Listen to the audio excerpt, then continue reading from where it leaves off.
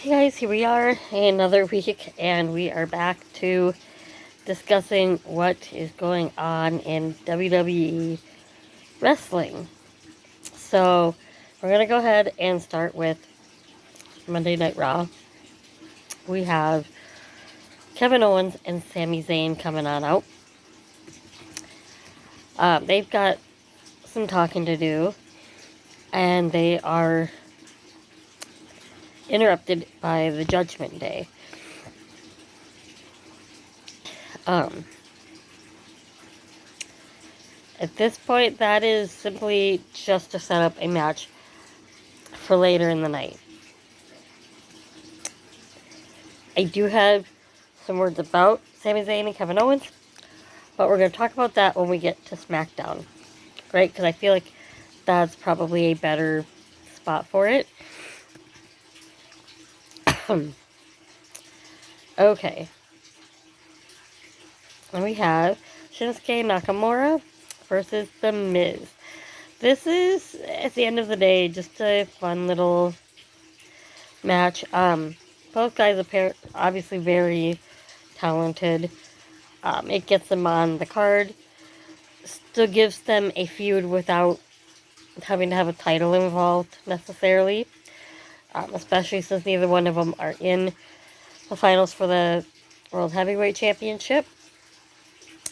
Shinsuke ends up picking up the victory, which is probably the right call. Shinsuke coming back from being gone for a while. He did some work in Japan. And Miz is not going to be hurt by taking a loss there. Okay, we then have Chelsea Green and Sonya Deville. They are supposed to compete for the tag team titles. However, Liv Morgan is hurt and she cannot. This is a segment that is just there in order to kind of build the character for Sonya Deville and Chelsea Green. Sonya obviously pulling back in bits and pieces from when she was helping Adam Pearce on SmackDown, being in a management role there. Okay. So, we then have a video package for Brock Lesnar versus Cody Rhodes. And then we have one for Seth Rollins, where he is talking about his career, what it means being the first NXT champion, everything that happened with the Shield, turning on Roman, all of that. I like that they are doing this in this way. See, to hype the match between Seth and AJ, you don't necessarily have to have them saying something about each other back and forth, right? You can hype that match up simply by displaying the characteristics of both men and everything that both of them have achieved, right? And simply why it is important for both of them to have that opportunity to win. At the end of the day, right now, both AJ and Seth are technically still on that babyface side of things, right? So you don't want them to necessarily be at each other's throats and kind of bad-mouthing each other, right? And getting personal necessarily. And we may still see that this coming week, as it is the go-home show.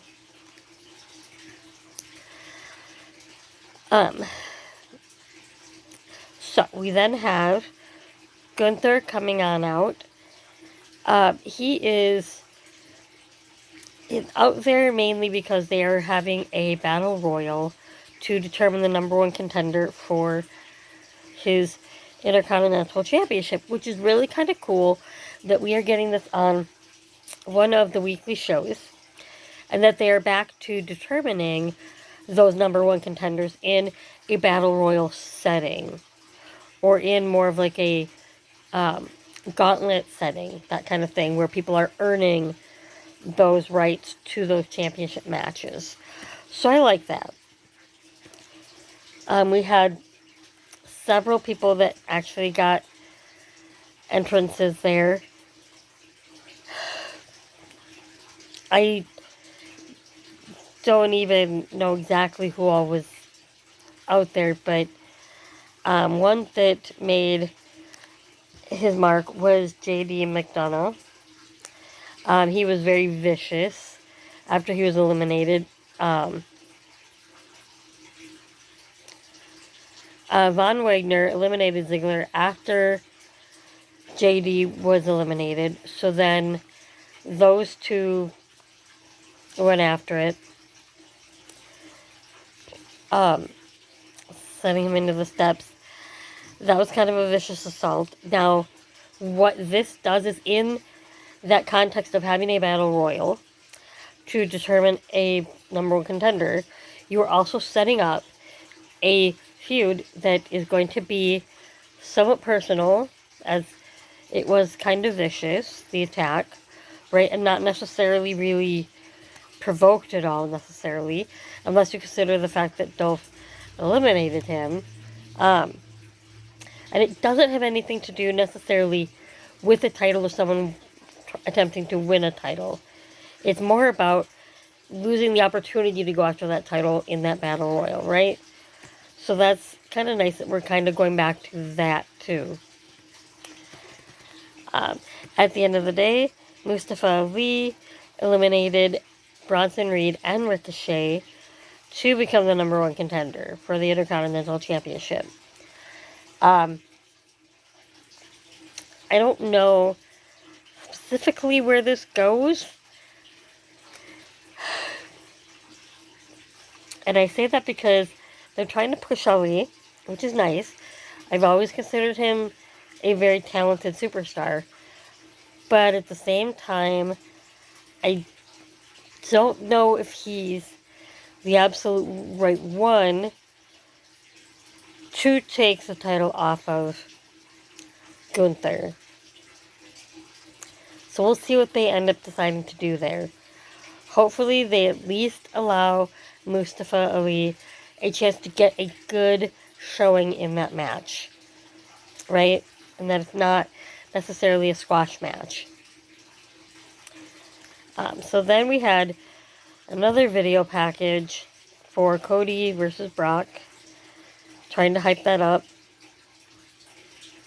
Then when we come back, as we go to a commercial break, we have Becky Lynch makes her way to the ring, grabs a mic. She's got some words about Trish Stratus.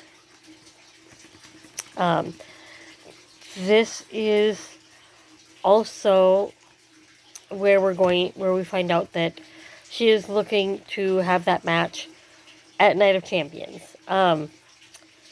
With this particular feud, I don't see this being necessarily the end of it. And I don't know if we see Lita get involved at all. But I see another match between the two of them, maybe at SummerSlam. We will see what ends up happening here.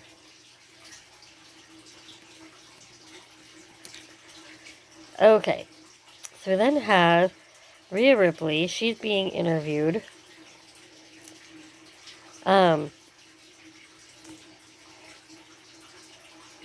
There's a stare up between her and Natalya.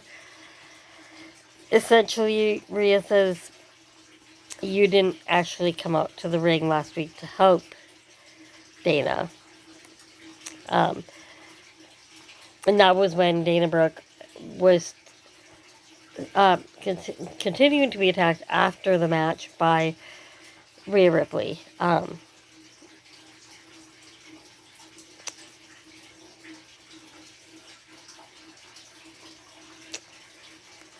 Okay, we then had Xavier Woods making his entrance.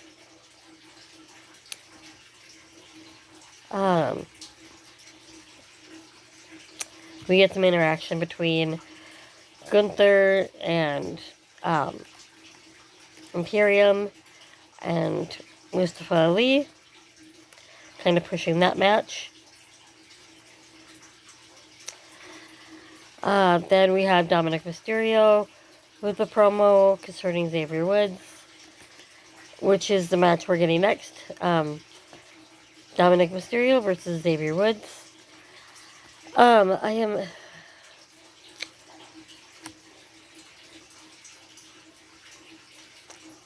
Mysterio wins again with a pinfall, but of course, still with some distraction by Rhea Ripley. I'm okay, I guess, with this, as it does get Xavier Woods on the card, while whatever is going on with the rest of New Day. And they're still trying to push Dominic, and he is still one of the biggest heels, unfortunately.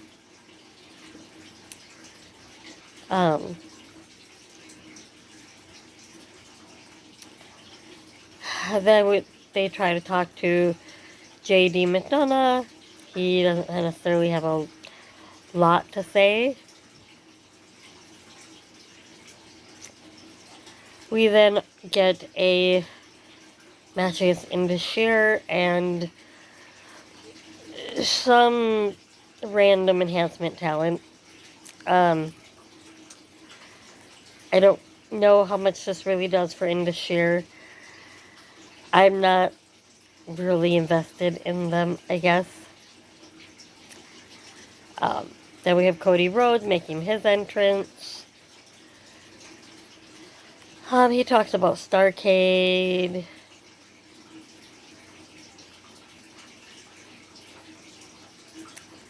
He's just there to hype up the match. Brock is not there, so we do not get anything between the two of them.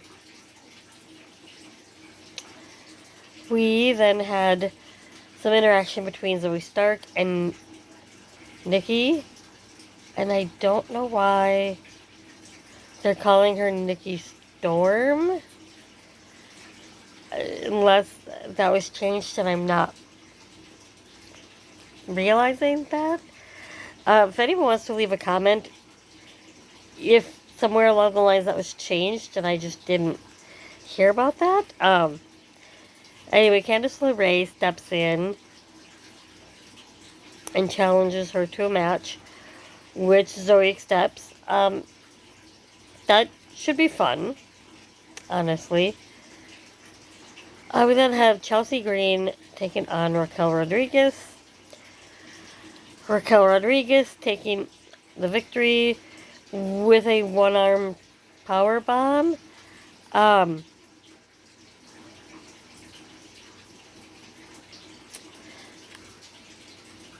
That we've seen quite a few of those lately, and the last one was not by Raquel, so we just need to make sure that we're being careful when we're doing that.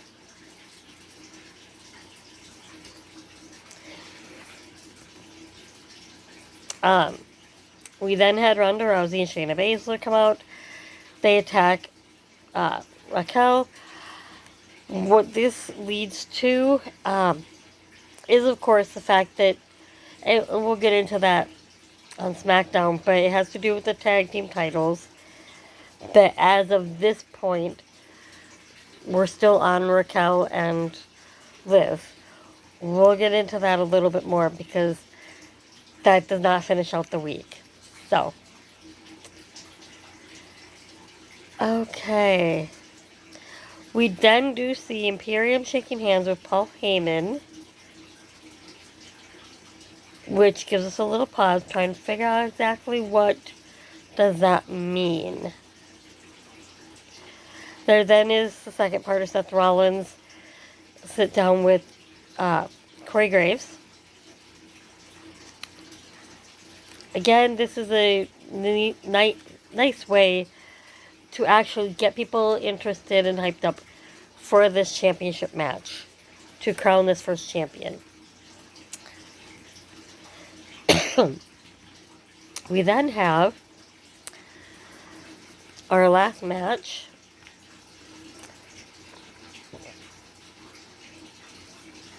We get Damian Priest and Finn Balor taking on Kevin Owens and Sami Zayn.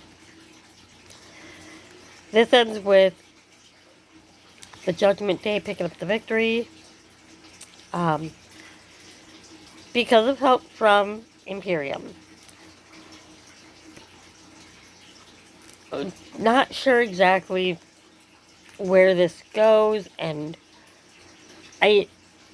what is happening here is that Heyman is using whatever means he has in order to protect Roman and Solo, right? And excuse me. At the end of the day, because of the last time that they had that semi-partnership with Judgment Day fell shy of their part of the bargain. So this was just Paul Heyman's way of ensuring that this time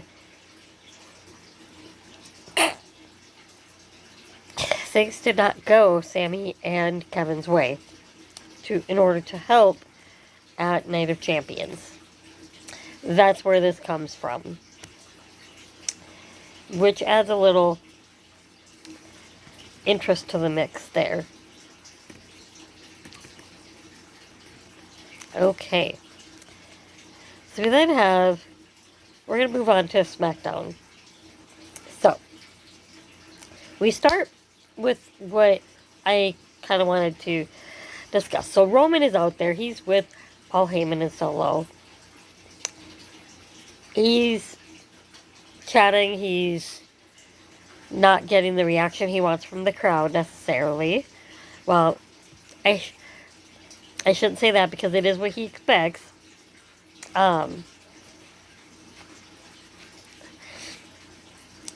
He then ends up getting Kevin Owens and Sami Zayn coming on out.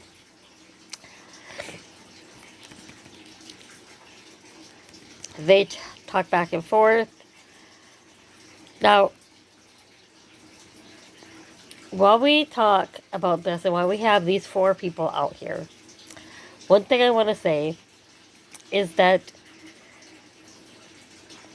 I hope that whatever they do not put those titles on Roman and Solo.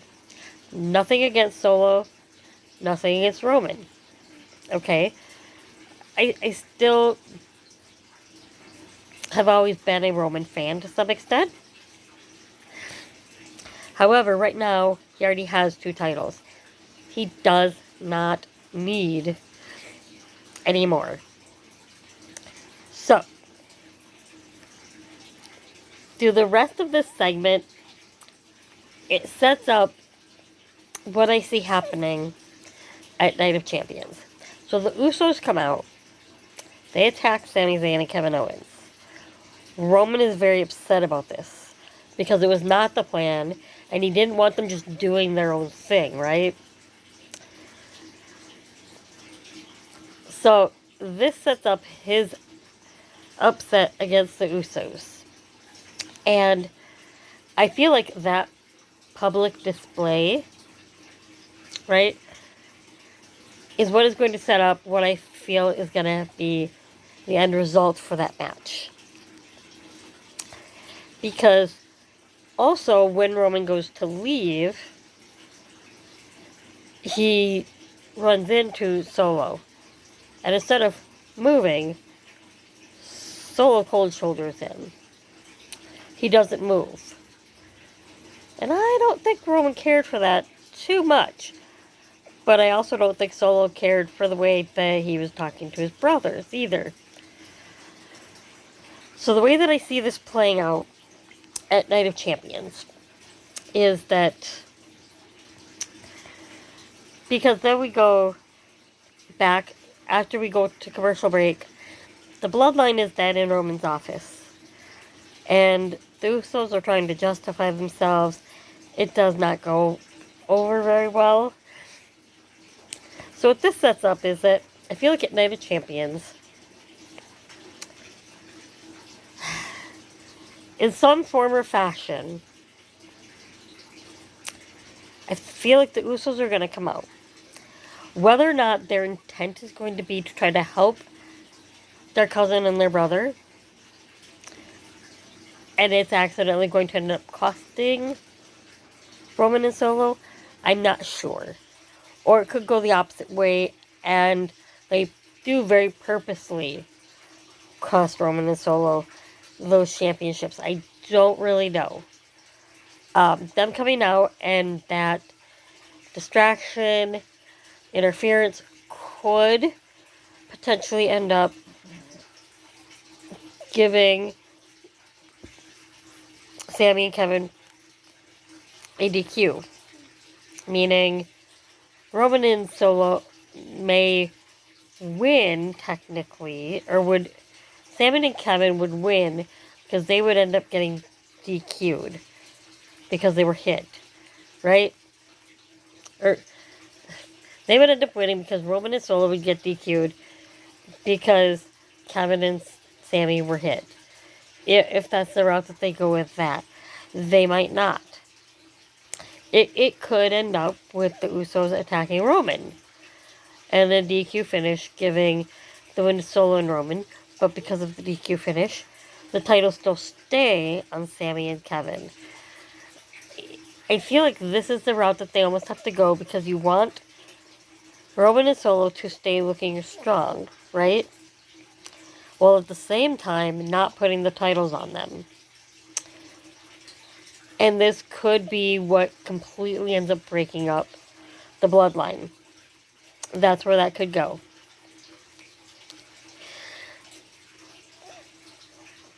The next is the Brawling Brutes taking on Pretty Deadly. This is Pretty Deadly's debut match. It was a decent match. It was. Pretty Deadly does end up picking up the victory. I don't necessarily know that I like that. I know that they are trying to get Pretty Deadly over, that they're trying to build them up as a new tag team. I don't know that they had to do that at the expense of Ridge Holland and Butch. I don't know that they did. But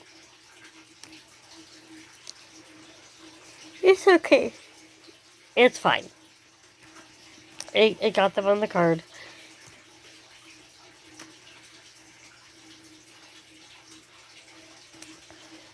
So at this point, we end up getting Asuka versus Zelina Vega. Zelina Vega put on a very good match at Backlash in Puerto Rico. She really did. At the end of the day, it wasn't necessarily a long match. But Asuka picked up the victory over Zelina Vega. After the match, she refused to let go until Bianca Belair came out. Now, if you remember last week, Belair did get hit with the mist from Bianca. Asuka again tried this week to hit her with the mist, but it did not work.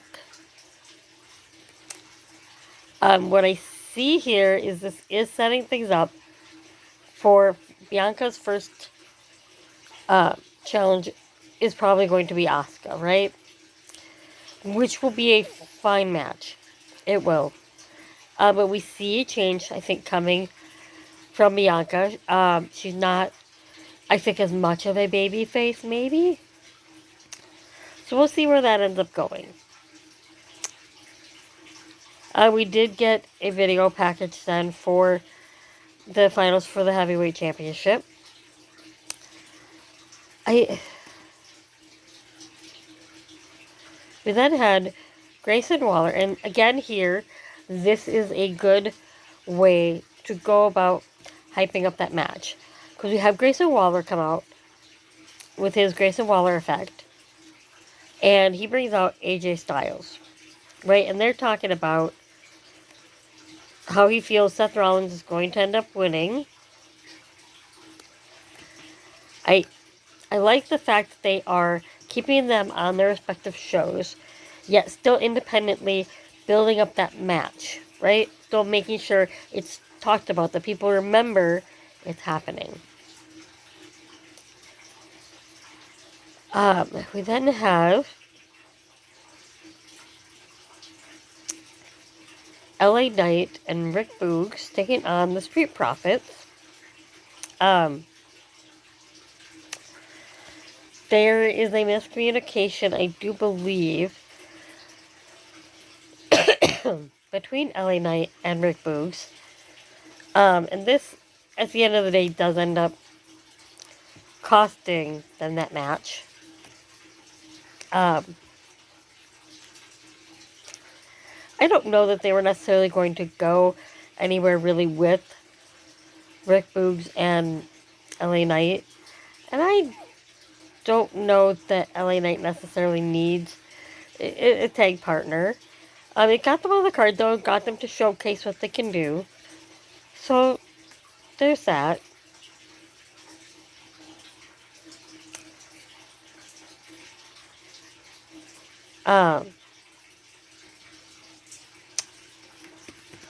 We then had Cameron Grimes talking about how he beat Baron Corbin in record time. That's really setting things up for Cameron Grimes and building him up quite a bit, which is good. It's good for him. Okay. We then had some Karrion Kross and AJ Styles stuff. So that will probably be Styles' next feud. Okay. While we're here, prediction time. Alright? Because I agree with Grayson Waller that Seth Rollins is going to probably be the first World Heavyweight Champion. Right? Because they're going to want it to be on Raw. And it doesn't make sense to switch AJ Styles to Raw to have that title on Raw. Right? So, this starts setting up that first feud for AJ Styles post that championship match at Night of Champions. We then get a debut match for the NXT Women's Champions, Alba Fire and Isla Dawn.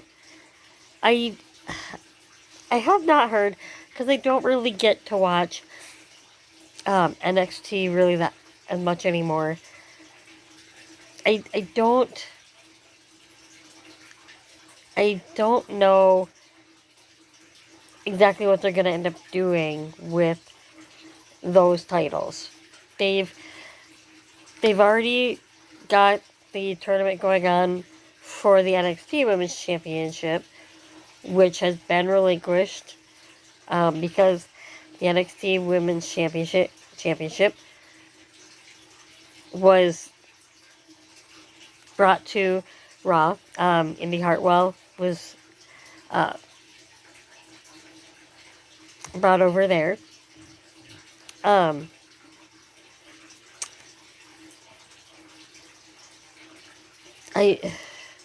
There is, again, some stuff with the women's tag titles.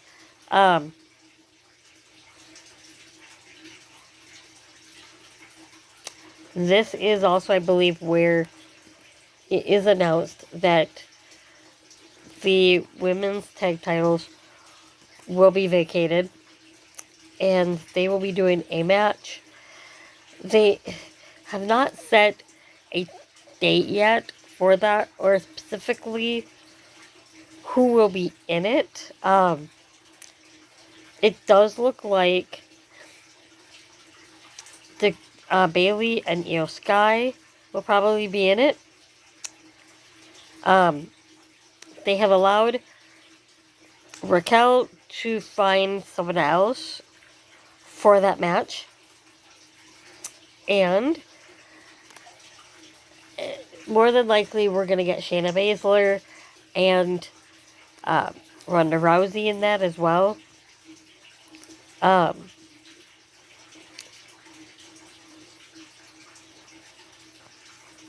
we have Austin Theory coming on out. He takes on Sheamus.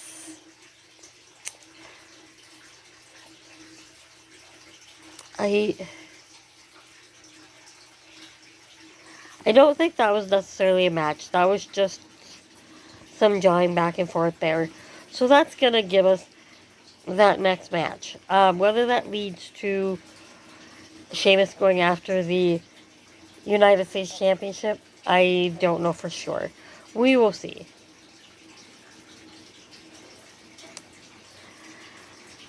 We then get ready for the main event. The Usos taking on the Latin World Order.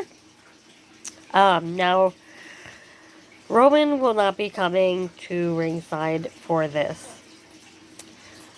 To represent the Latin World Order, we had Rey Mysterio and Santos Escobar. This ends with the Latin World Order winning by pinfall.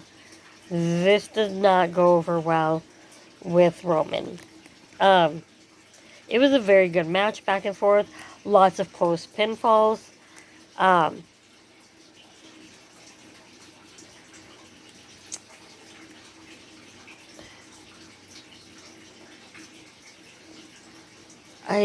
So apparently, Sami Zayn and Kevin Owens came out. I don't remember that happening, but that's fine. So Solo wanted to go out after the match, but Roman would not let him. I don't know where this leads us, folks. As far as the bloodline, I don't. But I see the end coming. Whether Solo stays with Roman or not, or whether he gets fed up with being told what to do.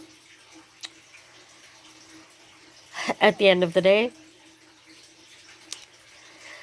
I think potentially Roman's next competitor could be Solo.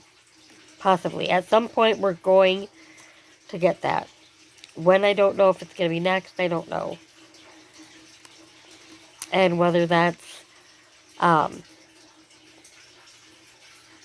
one that dethrones Roman, I don't know. But that is where we're at right now. So, don't forget to leave a like. Go ahead and leave any comments on your thoughts. Whether you agree, disagree, let's have a conversation. We will be back next week. While we're talking about that, more than likely it will probably be later next week. It will probably be Sunday, I'm thinking. I am off of work, but that will also allow us to also chat about Night of Champions, which of course takes place Saturday afternoon, because it is going to be in Riyadh, Saudi Arabia. So, before I leave you, let's talk about that a little bit too, because one of the things that is huge for this is not necessarily the women's match, okay, because we've had several there now. We will be getting another one this time. Becky and Trish. So last time we had Becky and Lita, when Becky put her Raw Women's Championship on the line there. What is big about this particular trip to Saudi Arabia is that Sami Zayn and Kevin Owens typically don't go there, because Sami Zayn hasn't been allowed there up until recently. He is now allowed into the country. So this is huge that we are going to actually get to see Sami Zayn and Kevin Owens perform over in Saudi Arabia. So I just wanted to throw that out there and make sure people were kind of aware of the importance of that, and that it is something that we haven't seen yet. So, again, we will see you guys next weekend. Alright, bye-bye.